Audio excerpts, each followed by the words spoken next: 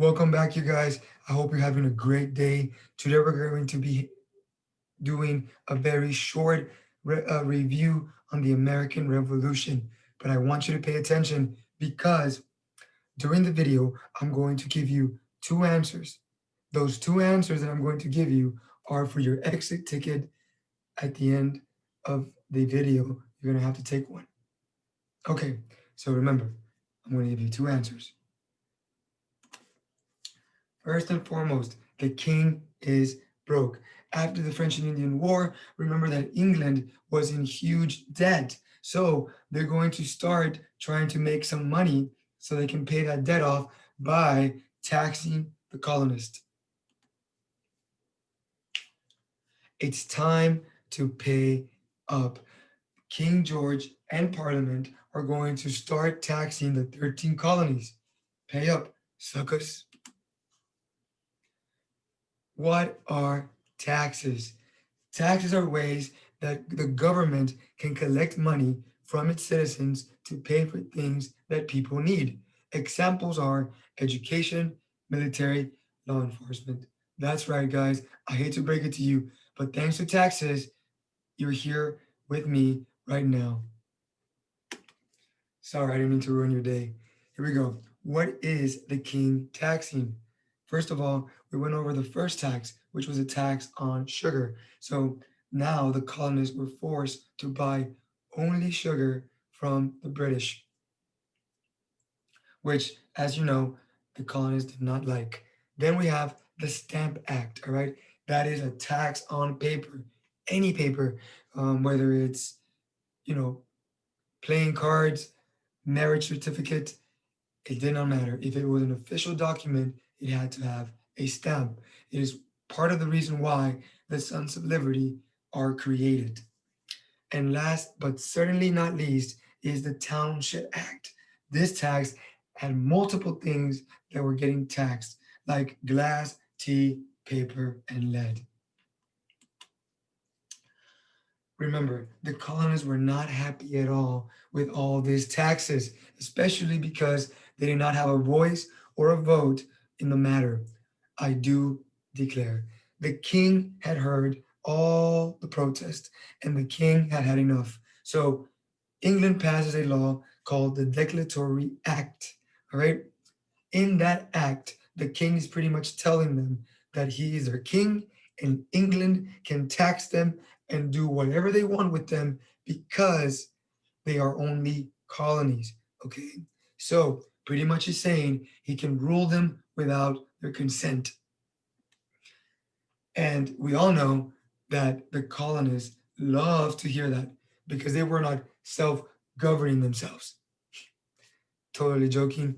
They did not like that at all, and they were governing themselves for a very long time. Speaking of, here's the first answer to your exit ticket. Here's the first answer to your exit ticket, and it is mountain. The answer is mountain. Okay, let's wrap it up. The colonists' reaction, all right? They're not happy at all. The colonists are going to start demanding that the king listen. Remember their chant, no taxation without representation. The first thing they're going to do is protest. And we talked about examples of today that are very similar to what was happening in the 13 colonies. The next thing they're going to do is boycotts. All right. Now, for the boycotts, as we talked about it before, is when you refuse to buy items or goods from someone or someplace because of your issues with them. In this case, because the colonists are so upset at the king and England, they're going to stop buying British goods. They're going to start smuggling. That means they're going to start buying goods from other countries. And remember, mercantilism did not allow that. The 13 colonies were not allowed to buy from anyone but England. The king is going to get very upset. Now, the last thing they're going to resort is violence. Remember, I showed you a video of a tax collector getting attacked, being tarred and feathered by the Sons of Liberty.